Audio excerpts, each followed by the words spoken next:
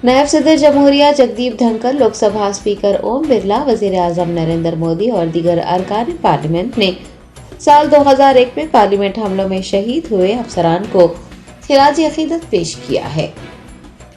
साल 2001 में पार्लियामेंट पर हुए दहशतगर्दाना हमले में कई सिक्योरिटी एहलकारों ने अपनी जानें कुर्बान कर दी थी। चारशंबे को नायब सदर जमहूरिया जगदीप धनखड़, वजीर आजम नरेंद्र मोदी, लोकसभा स्पीकर ओम बिरला व दीगर अरकान पार्लियामेंट ने अहाता पार्लियामेंट में शोहदा को खिराज अकीदत पेश किया। दरियास्तान नायब सदर ने सोशल मीडिया प्लेटफॉर्म एक्स पर एक पोस्ट में कहा कि वो उन बहादुर सिक्योरिटी एहलकारों को याद करते हैं जिन्होंने साल 2001 में पार्लियामेंट पर हमले के दौरान अपनी जानें कुर्बान कर दी थी। हिंदुस्तान उनकी अजीम कुर्बानियों के लिए हमेशा उनका मखरूज रहेगा।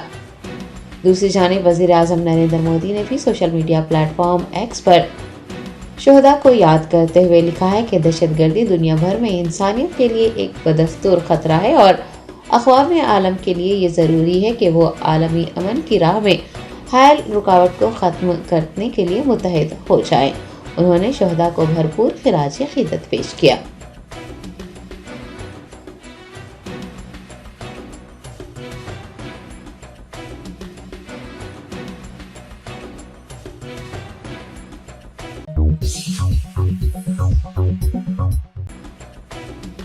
National conference leader Farooq Abdullah ने सीसी और ईसी तकरूरी बिल पर कहा है कि इलेक्शन कमीशन को खुद मुख्तार बनाना चाहिए था। पार्लियामेंट के सरमाया इजलास में चीफ इलेक्शन कमिश्नर्स और इलेक्शन कमिश्नर्स की तकरूरी बिल पर नेशनल कॉन्फ्रेंस के रहनुमा फारूक अब्दुल्ला ने ऐवान से वॉकआउट कर दिया है। उन्होंने सहाफियों से बात करते हुए कहा कि इलेक्शन कमीशन को खुद मुख्तार बनाना चाहिए था। अगर इदारे को खुद मुख्तार बनाया गया होता तो वो हुकूमत के कंट्रोल में नहीं होता। फारूक अब्दुल्ला का कहना है कि इलेक्शन कमीशन हुकूमत के कंट्रोल में है। अगर इदारा आज़ाद होता तो शफाफ इंतखाबात मुनक्किद करवाए जाते।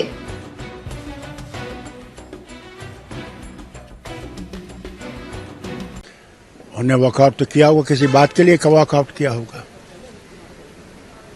आखिर इलेक्शन कमीशन तो एक, हमने सबसे बड़ी गलती ये की है कि इसको ऑटोनमस बनाना चाहिए था। इलेक्शन कमीशन को हमने ऑटोनमस नहीं बनाया। अगर ये ऑटोनमस होता तो ये गवर्नमेंट के कंट्रोल में नहीं होता। आज इलेक्शन कमीशन गवर्नमेंट के कंट्रोल में है, उसमें वो आज़ादी नहीं है।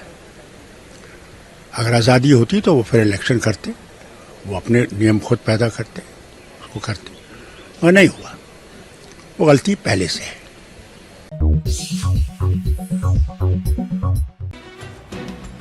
साल 2001 के पार्लियामेंट हमले की बरसी के मौके पर लोकसभा में सिक्योरिटी की एक बड़ी कोताही हुई है। 2 अफराद ने जो सामईन की गैलरी में बैठे थे ऐवान में छलांग लगाकर धुआं छोड़ा और नारेबाजी की।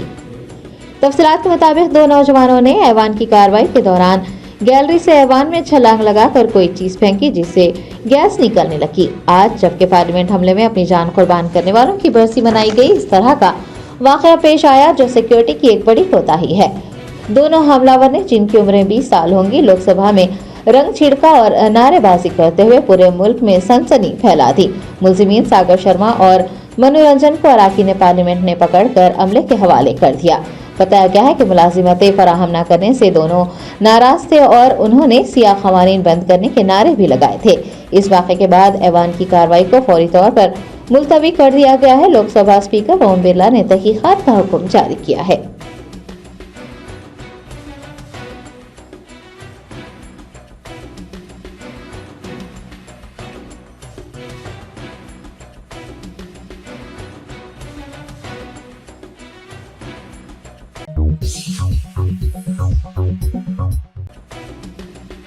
विकाराबाद के कांग्रेस रुकन असम्बली गडम प्रसाद कुमार को तेलंगाना असम्बली स्पीकर के तौर पर नामजद किया गया है।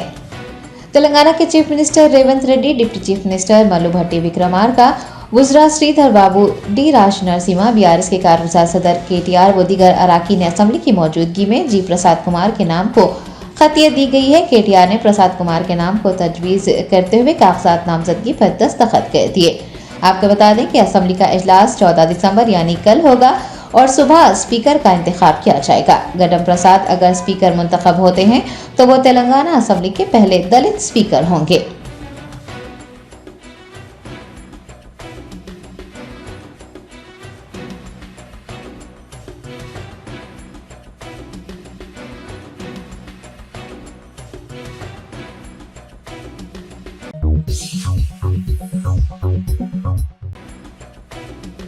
बीआरएस के रुकन कानून साज कौंसल के कविता ने यशोदा अस्पताल में जेर इलाज रियासती वजीर कोमटी रेड्डी वेंकट रेड्डी की मिजाज कुर्सी की।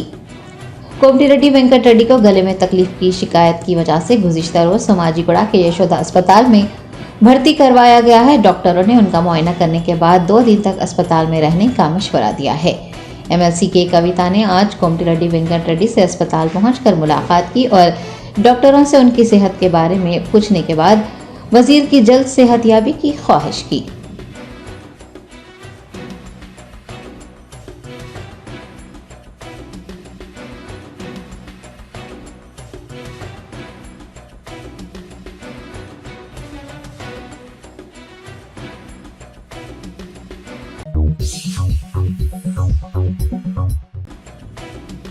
तेलंगाना हुकूमत ने महात्मा ज्योतिराव फुले प्रजा भवन को नायब वजीर आला भट्टी विक्रमार्का की सरकारी रिहायशगाह के तौर पर अलॉट करने का हुक्म जारी किया है।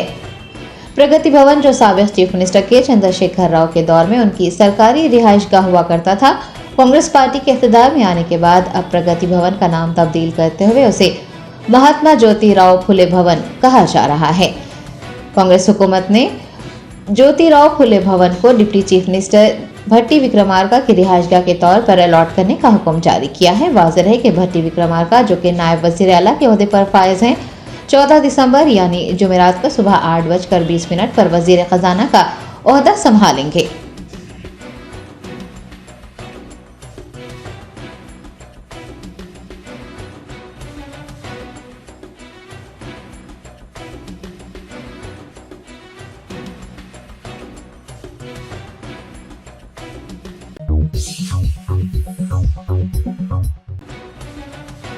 तेलंगाना के वजीर आपाशी उत्तम कुमार रेड्डी ने लोकसभा में पेश आने वाले वाक़े पर कहा है कि पार्लियामेंट में सिक्योरिटी को मजीद मजबूत करने की जरूरत है।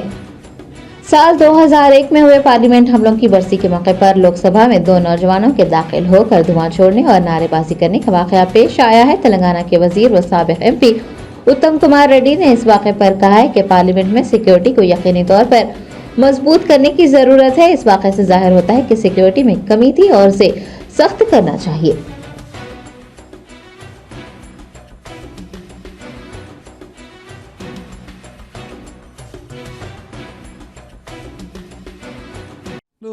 Anyway, I was on my way to Speaker's office to present my resignation when I heard about this. I think security in Parliament definitely needs to be beefed up. I think this shows that the security was lacking, and I think they need to tighten it up further.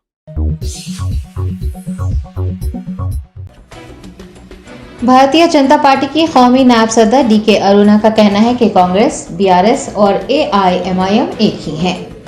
DK Aruna ने media के नुमाइंदों से बात करते हुए Congress party से इंतखाबी वादों को पूरा करने का मुतालबा किया। उन्होंने इल्जाम लगाया कि माशी सूरत हाल खराब होने का बहाना करते हुए वादों पर अमल न करने की कोशिश की जा रही है। बीजेपी कौमी नायब सदर ने कहा कि असेंबली स्पीकर का इंतखाब ये वाज़ेह करता है कि तीनों पार्टियां यानी बीआरएस, कांग्रेस और एआईएमआईएम एक ही हैं। उन्होंने रईतु बंधु की रकम किसानों के बैंक खातों में फौरी तौर पर जमा करवाने की भी मांग की।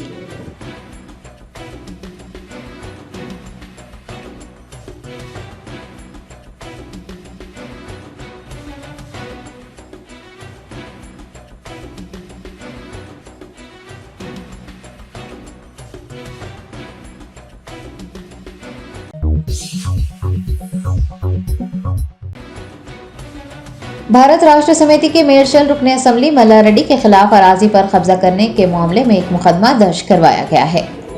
तफसीलात के मुताबिक भिक्षापति नामी शख्स के साथ मिलकर कबायलियों के एक गिरोह ने शामीरपेट पुलिस स्टेशन में मल्ला रेड्डी के खिलाफ शिकायत दर्ज करवाई है। मल्ला रेड्डी पर मेयरचल जिले के तिरुचिंतलापल्ली मंडल के केशवापुरम में कबायलियों की 47 एकड़ अराजी पर कब्जा करने का इल्जाम है। बताया गया है कि इंतखाबात के दौरान रातों रात अराजी का रजिस्ट्रेशन कर दिया गया। शिकायत मौसूल होने पर शामीरपेट पुलिस ने मल्ला रेड्डी के खिलाफ 4 दफात के तहत मुकदमा दर्ज किया है।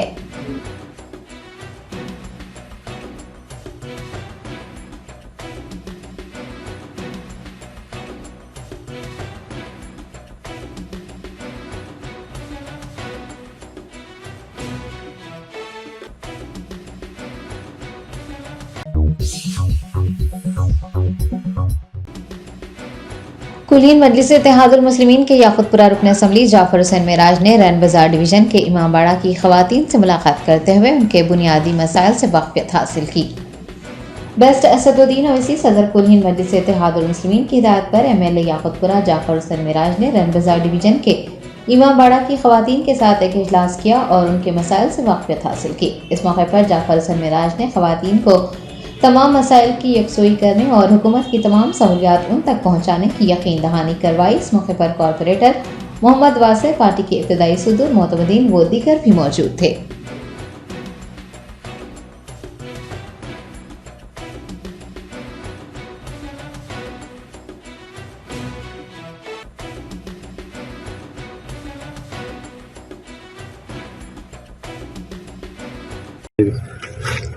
आज रैन बाजार डिवीज़न में इमामबाड़े में एक ख़वातीन से मुलाकात हुई, मीटिंग हुई ख़वातीनों की, जिसके अंदर उनके मसाइल को पूछा गया और इंशाअल्लाह ताला जितने भी गवर्नमेंट स्कीम आ रहे हैं उसको हल कराने की हमने वादा किया है।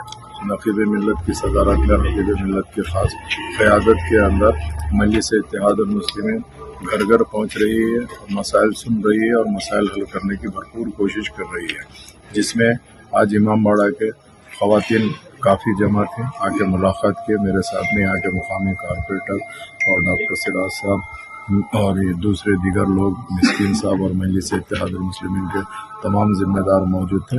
इंशाअल्लाह ताला जितने भी गवर्नमेंट स्कीम्स आ रहे हैं, काफ़ी लोगों को जैसा पेंशन का मसला है, राशन कार्ड का मसला है, ये सब चीज़ के लिए मजलिस इत्तेहादुल मुस्लिमीन आगे बढ़ के काम कराएंगे। किसी वजह से अगर काम में कोई दुश्वारी आती तो इसके लिए असम्बली में भी आवाज़ उठाई जाएगी। बहुत बहुत शुक्रिया।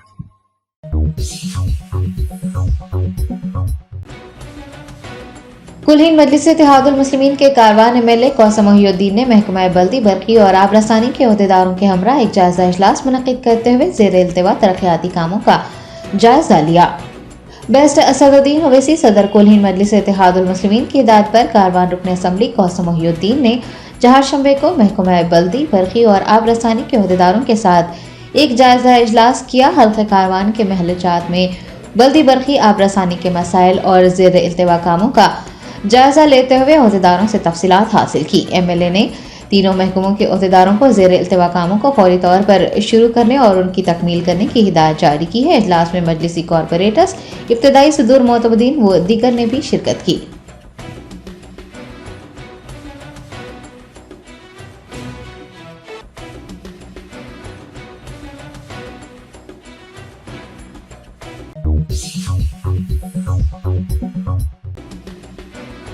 सिरपुर रुकने असम्बली डॉक्टर पलवाई हरीश बाबू ने पेदावागो नदी में एंटिक वेल और इनफिल्ट्रेशन कुएं के कामों का मुआयना किया।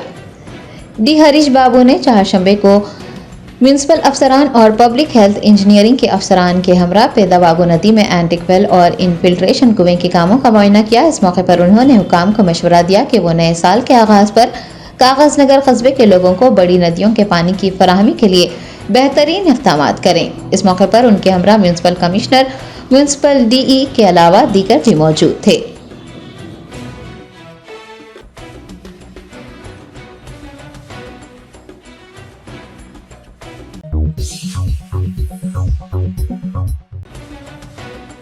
मंचियाल जिले के चेन्नूर में एक घर में बोरवेल से गुलाबी रंग का पानी आने पर रिहायशी श्रीनिवास और आसपास के लोग हैरत में पड़ गए। श्रीनिवास ने मुताल्लिका हुकाम से मसला हल करने की दरख्वास्त की है।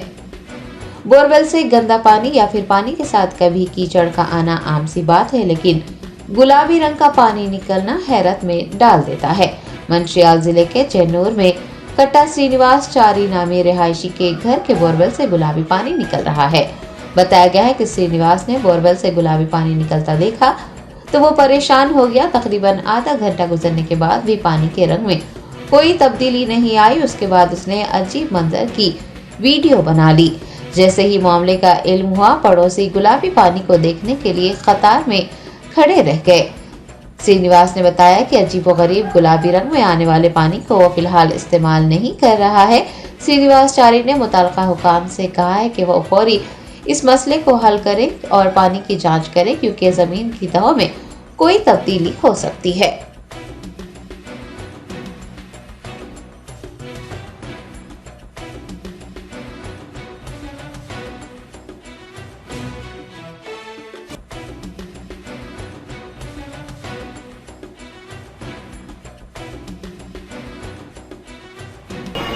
పొద్దున ఉదయం లేచి చన్నీటితో స్నానం చేస్తాను. ఆ విధంగా బోరు ఆన్ చేయగానే మొత్తం గులాబీ కలర్ నీళ్ళు వస్తుంది. అరే ఇట్లెందుకు వస్తున్నాయి, ఎప్పుడైనా వస్తాయి, చిలుము వస్తాయి, మురికి వస్తాయి అని పావు గంట బోరు వేస్ట్ చేశాను. ఎంత పోయినా కానీ నీరు అలాగే వస్తున్నది. మళ్ళీ ఒక హాఫ్ అన్ అవర్ కనుక వేసి ఉంచాను. అప్పుడు నాకు వీడియో చేయాలని ఆలోచన వచ్చింది. ఇదేందుకు గులాబీ కలర్గా వస్తుంది, ఎంత వేస్తే అంత ఒత్తు అవుతున్నది, కలర్ డిమ్ కావాలి. కానీ ఇలా భూమిలో ఏదో మార్పు జరిగిందని దీనికి సంబంధించిన వాళ్ళు కొంచెం పరిశీలించాలని నేను కోరుకుంటున్నాను. ఇదైతే విచిత్రంగా అనిపిస్తుంది. చిలుము వస్తుంది, మురికి వస్తుంది, నీళ్లు కథమైపోతే బురద బురద వస్తుంది. ఈ గులాబీ కలర్ నీళ్లు రావడం మాత్రం నాకు వింతగా అనిపిస్తుంది.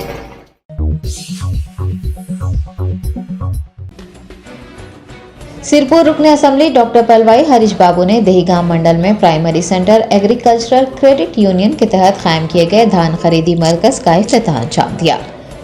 एमएलए डी हरीश बाबू ने धान खरीदी मरकज का इफ्तिताह अंजाम देने के बाद उन्होंने कहा कि तमाम महकमों को महकमे ज़राअत के साथ ताउन करना चाहिए और किसानों के अनाज को खरीदने के लिए भरपूर इक़दाम करने चाहिए। उन्होंने कहा कि किसानों को पूरी रकम अदा की जाएगी। तमाम अफसरान को किसानों की खिदमत करने और किसानों की तरक्की के लिए काम करने पर जोर दिया गया है। इस प्रोग्राम में जॉइंट कलेक्टर डी वेणु के अलावा महकमे ज़राअत के अफसरान, कोऑपरेटिव सोसाइटी के अफसरान, सिंगल विंडो के चेयरमैन के तिरुपति गौड़ व दीगर ने भी हिस्सा लिया।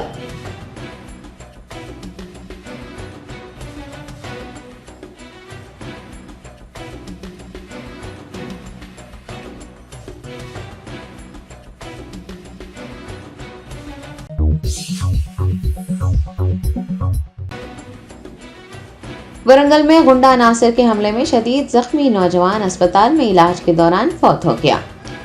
मौसूला इतलात के मुताबिक 5 दिसंबर को राकेश वरंगल बस स्टैंड पर पैदल जा रहा था कि ऑटो में सवार कुछ अफराद उसके करीब पहुंचे और उस पर हमला कर दिया। बादज़ा हमलावर उसकी सोने की चैन और अंगूठियां छीनकर फरार हो गए। मुकामी लोगों ने राकेश को इलाज के लिए एमजीएम अस्पताल में भर्ती कर पाया। बताया गया है कि अस्पताल में जेर इलाज राकेश की आज सुबह मौत हो गई है।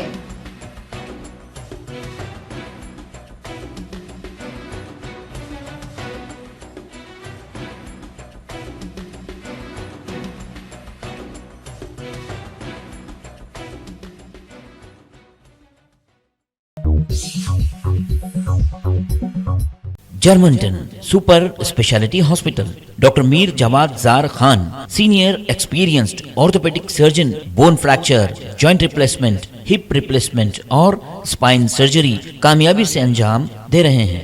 इसके अलावा neuro surgery, cardiology, gynaecology, dental, general medicine, dialysis और फिजियोथेरेपी जैसे शोबाजात में इंतहाई कामयाबी के साथ वाजबी फीस में इलाज किया जा रहा है। शेयरिंग और प्राइवेट रूम्स। अस्पताल में 24 घंटे MRI, CT scan, 2D digital x-ray, ultrasound, operation theatre, ICU और लैब की सहूलत दस्तयाब है। आपकी उम्मीदों के ऐन मुताबिक जर्मनटन सुपर स्पेशलिटी हॉस्पिटल, पिलर नंबर 150, अतापुर, हैदराबाद।